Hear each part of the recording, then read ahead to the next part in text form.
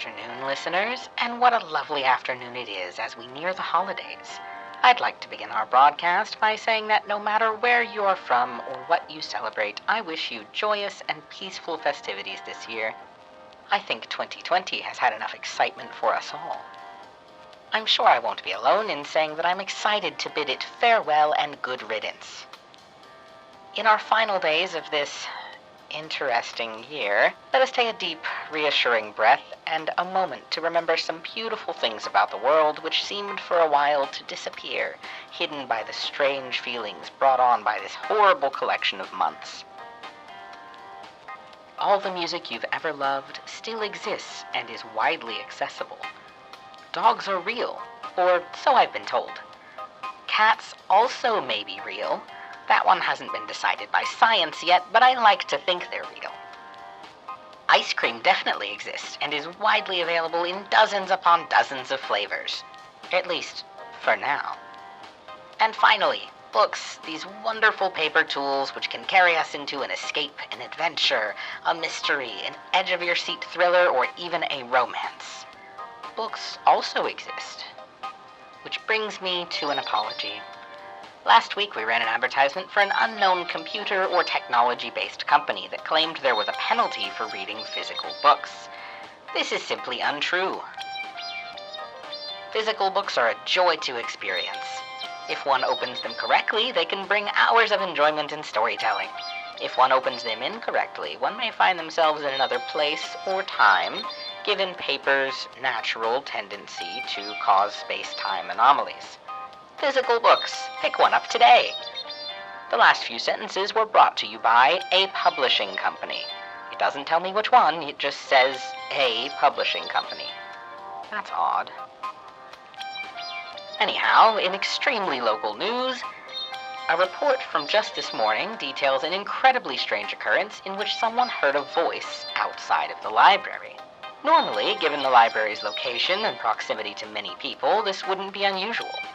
However, this voice was deep and commanding and a bit echoey. The staff member who reported the incident was standing outside the library doors when they suddenly heard a deep voice boom, "The library is like the Cave of Wonders."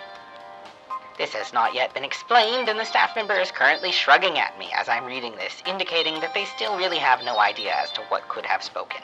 More on this story as it develops. We'd like to take this time to shout out again to our wonderful teen volunteers. They've managed to defeat the entire skeleton army. They are now continuing their long battle as a new enemy has appeared. Thank you, teen volunteers, and I'm sure that as soon as this finicky Arkansas weather changes, this new army of ice creatures will soon perish. What would we do without our volunteers? If you'd like to become a teen volunteer, you can simply email us. The process is easy and very rewarding. Become a teen volunteer today.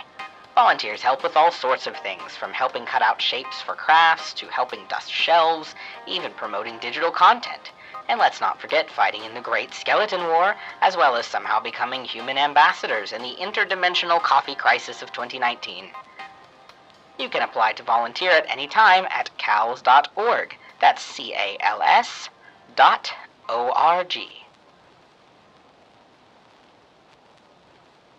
You know, back when I was a teenager, I'd never thought to volunteer at a place as cool as the library. Of course, the main local library where I resided at the time was simply massive, and I'm not sure what sorts of volunteer opportunities they may have had for young teenagers at the time. And then, as I finally got into the best part of my teen years, the whole thing caught fire. It was horrible, really. But enough about me. I'm getting new information about the earlier report regarding the voice. A patron has also reported hearing the voice outside the library. This time, the voice said, "All who enter the library will be judged." The patron has no idea what this could mean, and is currently shaking their head at me, and now waving their hands in a no more type of motion. More on this story, naturally, as it develops. For now, allow me to take you, my loyal listeners, to the weather. Thanks, Victor. You know, today we've really got a storm brewing. Storms aren't unusual for our area at all, but I think we should keep an eye on this one. It seems to be I'm not really sure how to describe it other than calling it a dark matter storm. It has thunder and lightning, but the pressure and wind are all wrong. The entire thing is just a big, dark, horrifying patch of sky. But according to this most recent information I'm getting, the atmosphere is burning up at higher elevations despite how cold it is down here. It really defies all weather science I've ever been taught. This really should be heavily featured. It's probably the biggest weather event our generation has ever seen. Thank you, Elizabeth. Oh, and Victor, your vest looks lovely today. It matches your eyes so well. Why, thank you. Wait, how did you know what... Anyway, definitely keep an eye on this storm. It's sure to be huge news for the rest of the day. Well, thank you, Elizabeth. How did she know about... She's not in here with me. She can't see me, so how... Huh. Well... In recent news, several local businesses have failed their annual paranormal inspections. This is not surprising, given their behavior as of late, but it is very disappointing. Nobody wants to deal with a poltergeist while simply trying to order their morning coffee. I mean, I was ordering coffee the other day at a local business, and I noticed the paintings on the wall seeming to shift around a bit. I assumed it was just my eyes, as I hadn't had my morning coffee yet, but as I got closer to the counter, I caught the attention of a painting of a woman whose eyes clearly started following me. I asked the staff if they were aware of this ghost infestation, and they seemed to brush it off. Oh, we take the supernatural very seriously, one of them said, moving to hide a Casper tattoo on their arm. Another time, just recently, I was at a local restaurant, and they seemed to be clearly ignoring the regulations in place for the prevention of cryptid incidents. They sat me, 6 feet from other customers, of course, next to a table where a very tall man with a tan trench coat and massive hat hid his face in the shadows. It was clearly Mothman. That sort of thing is unacceptable these days, don't you think? My own opinions aside, let's all hope our local businesses do better next time inspection day comes around. Why, if I were them, I wouldn't want to get shut down by state administration, especially since business owners who don't pass the required yearly paranormal inspections have to go to supernatural business reform school. I mean, aside from the fact that it's a 7-year program, the school is located deep in the desert to the west, hundreds of miles from civilization. Since the program began only 5 short years ago, we've yet to see the results, but I hope these business owners will come back willing and ready to protect their paying customers from paranormal demise.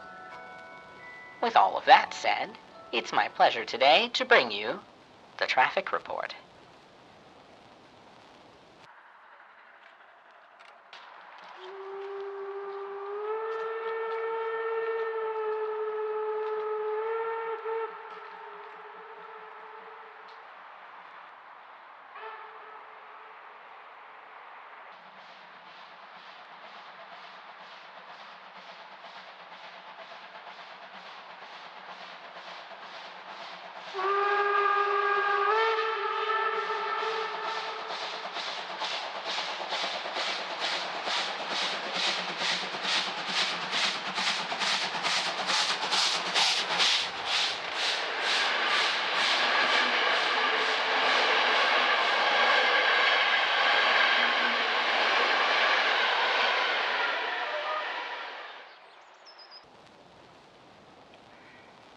Well, listeners, there has been an update on our library voice situation.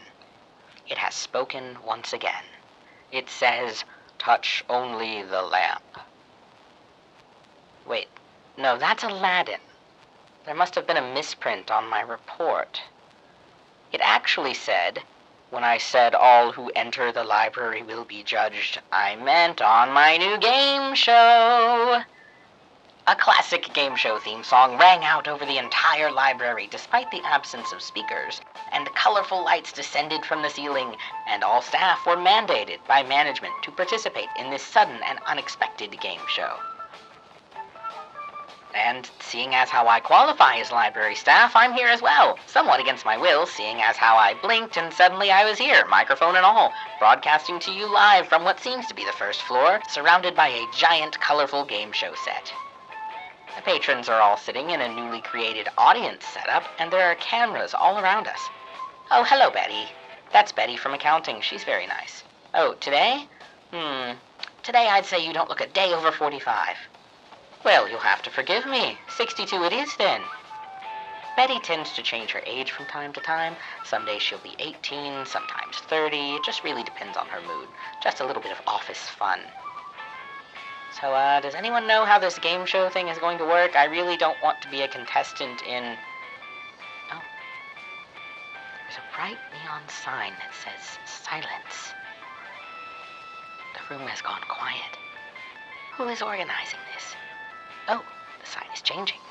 It says, I mean it. Oh, there it goes again. Now it says, Victor, I swear to the game show gods if you don't shut your... Oh, I think now would be an excellent time for a pre-recorded advertisement. Is your mask annoying? Always itchy? Does it make it hard to breathe and make your face hot? Simply don't wear one. That's right, take that mask off, and after you do, make sure you smile really wide to celebrate your new freedom. Smile as wide as you can. Show as many teeth in that smile as you can. Make sure the whole library knows just how happy you are to be free of these life-saving pieces of fabric. And while you're at it, make sure your sorting skills are sharp. And you may want to wear layers, just not over your smile. The basement can get stuffy, and eternity is a very long time. This advertisement has been paid for by the smiling owl who lives in the basement. Well, listeners, I have returned to my humble little studio. Where did the game show go, you ask? That is an excellent question. As it turns out, the rules of the show were absolutely absurd. The captive competitors were required to participate in a mostly luck-based game, and the stakes were honestly unnerving. The winners got to go back to their normal lives as though nothing ever happened. What a dull prize. I know some shows like this that give away cars. The losers, on the other hand, transformed then and there, on the spot, into game show hosts. They were then whisked away to wherever it is game show hosts come from, never to be seen again. As much as I am a host as well, I think I prefer radio. There's that beautiful sunset, and cars starting to line up on the highway, everyone rushing to get home from work, rushing to eat dinner, to exist. Do you ever think that we all rush too much? Take a moment now and take a deep breath with me. Let's savor this moment in time together, because once it has passed, it can never be accessed again, unless you rewind the video about 15 seconds, and then you can hear me say it over, but it won't be quite the same. The sunset is beautiful. Everything will be all right, even if it takes a while to get that way. I've been honored to be your radio host for the evening. Happy holidays, and as always, stay tuned.